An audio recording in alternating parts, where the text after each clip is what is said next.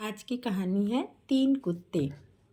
एक बार की बात है, 3 कुत्ते थे जो बहुत अच्छे दोस्त थे।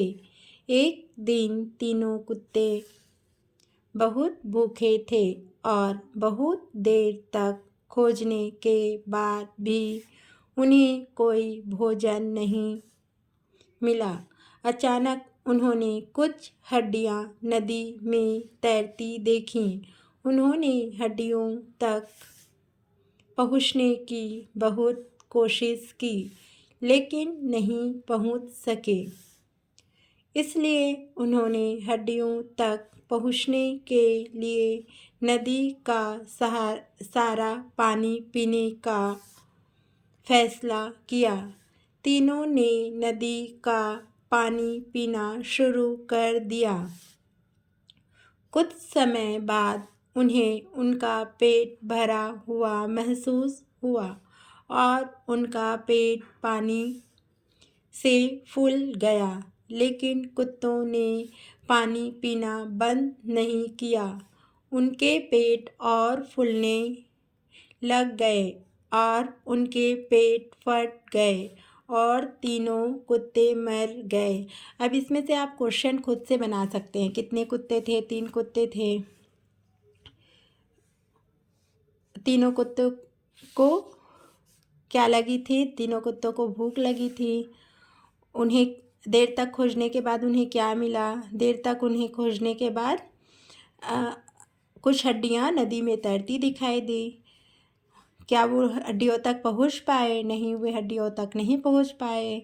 हड्डियों तक पहुँचने के लिए उन्होंने क्या किया? हड्डियों तक पहुँचने के लिए उन्होंने नदी का सारा पानी पीने का सोचा। क्या वो नदी का पानी पूरा पीकर हड्डी तक पहुँच पाए? नहीं, वे नदी का पानी पूरा नहीं पी पाए। उनका पेट फट गया।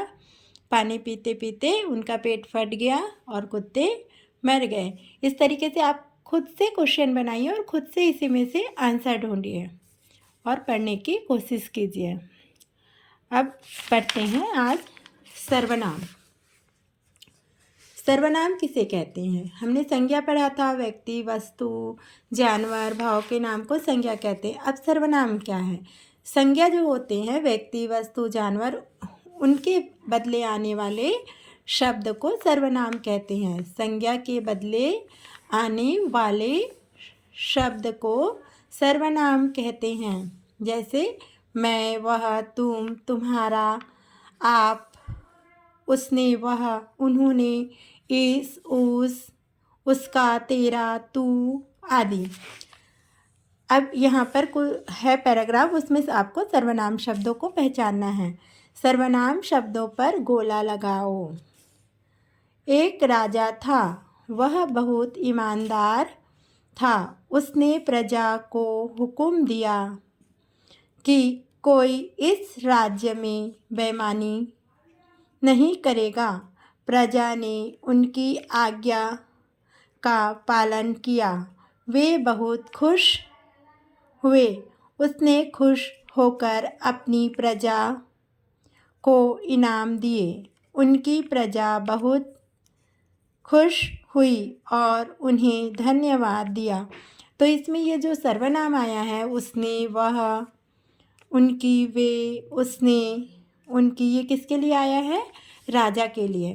तो राजा क्या है? संज्ञा है, व्यक्ति का नाम है ना। इसी तरह से वस्तु के लिए भी और जानवर के लिए भी, सभी के लिए इस तरीके से सर्वनाम शब्द आते हैं। आप पाठ को ध्यान से पढ़ें ज़रूर।